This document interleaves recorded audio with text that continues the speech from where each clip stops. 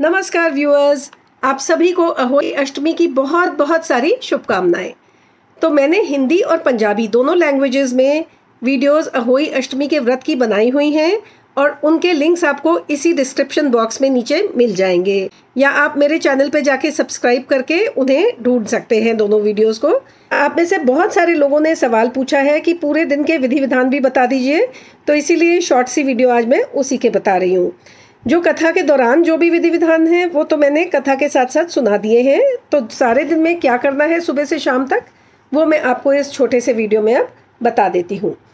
तो सुबह सुबह जैसे करवा चौथ में या महालक्ष्मी के व्रत में या किसी भी उपवास में सुबह सुबह जब तक तारे होते हैं आसमान में तब तक कुछ भी आप खा पी सकते हैं, बस भोजन सात्विक होना चाहिए और ऐसा होना चाहिए कि उसके बाद आपको पूरा दिन भूख प्यास ना लगे।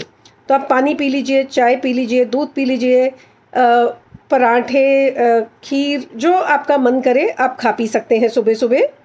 बस दिन में जैसे आप रोज़ सुबह अच्छे से स्नान करके साफ़ सुथरे कपड़े पहन लीजिए, पूरे दिन आप भगवान का नाम याद कीजिए।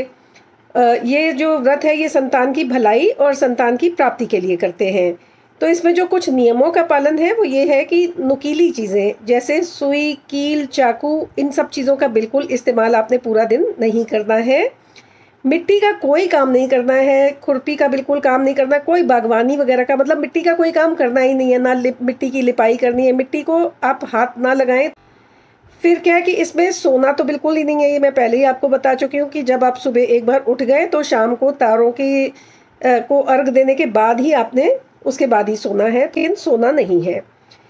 और भोजन जो है रात को व्रत खोलने के बाद भी सिर्फ सात्विक बनेगा और सुबह जो सरगी में आपने खाया वो भी सात्विक बनेगा और पूरे दिन परिवार के लिए भी सात्विक भोजन ही बनाना है।